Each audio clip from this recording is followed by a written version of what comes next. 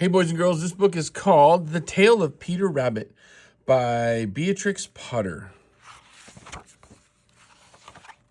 The Tale of Peter Rabbit by Beatrix Potter. And it's illustrated by Little Simon and Company. The Tale of Peter Rabbit.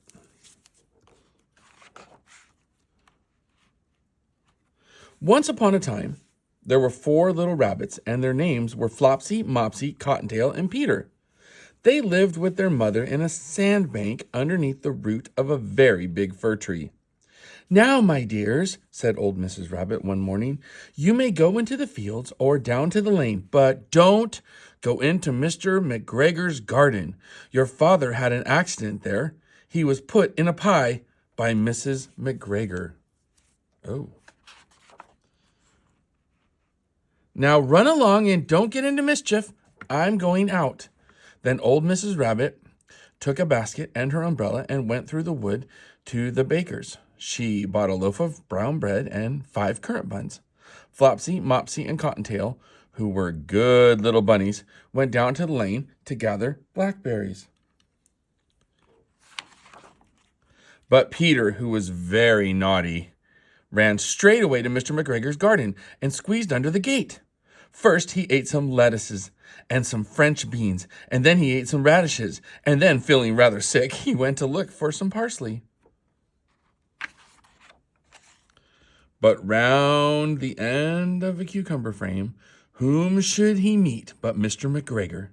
Mr. McGregor was on his hands and knees planting out young cabbages, but he jumped up and ran after Peter, waving a rake and calling out, "Stop, thief!" Peter was most dreadfully frightened. He rushed all over the garden, for he had forgotten the way back to the gate. He lost one of his shoes among the cabbages and the other shoe amongst the potatoes.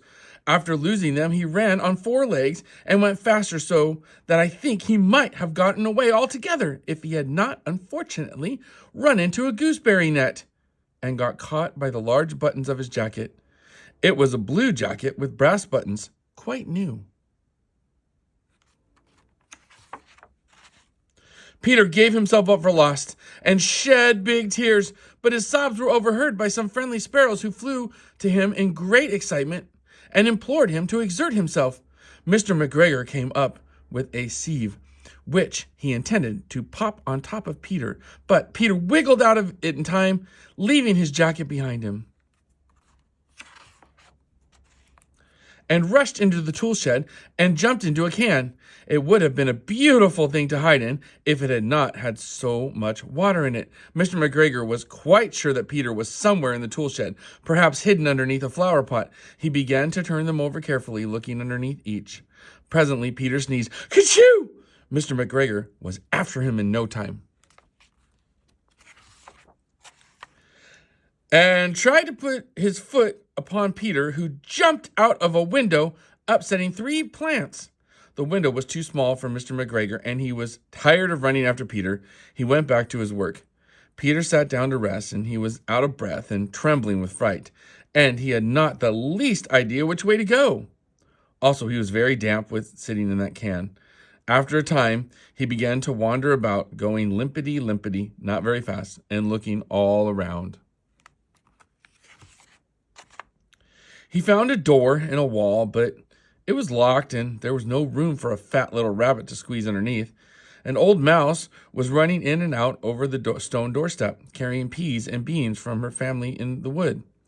Peter asked her the way to the gate, but she had such a large pea in her mouth that she could not answer. She only shook her head at him. Peter began to cry. Then he tried to find his way straight across the garden, but he became more and more puzzled. Presently, he came to a pond where Mr. McGregor filled his water cans. A white cat was staring at some gold fish. She sat there very still, but now and then the tip of her tail twitched as if it were alive. Peter thought it best to go away without speaking to her. He had heard about cats from his cousin, little Benjamin Bunny. He went back towards the tool shed, but suddenly, quite close to him, he heard the noise of a hoe. Screech, scratch, scratch, screech. Peter scuttered underneath the bushes, But presently, as nothing happened, he came out and climbed upon a wheelbarrow and peeped over. The first thing he saw was Mr. McGregor hoeing onions. His back was turned towards Peter, and beyond him was the gate. Peter got down very quietly off the wheelbarrow and started running as fast as he could along a straight walk behind some black currant bushes. Mr. McGregor caught sight of him at the corner, but Peter did not care. He slipped under the gate and was safe at last in the wood outside the garden. Mr. McGregor hung up the little jacket and the shoes for a scarecrow to frighten the blackbirds. Peter never stopped running or looked behind him till he got home to the big fir tree. He was so tired that he flopped down upon the nice soft sand on the floor of the rabbit hole and shut his eyes. His mother was busy cooking. She wondered what he had done with his clothes. It was the second little jacket and pair of shoes that Peter had lost in a fortnight. I am sorry to say that Peter was not very well during this evening. His mother put him to bed and made him some chamomile tea, and she gave a dose of it to Peter. 1 tablespoonful to be taken at bedtime, but Flopsy, Mopsy, and Cottontail had bread and milk and blackberries for supper. The end. The Tale of Peter Rabbit by Beatrix Potter. I hope you love this book.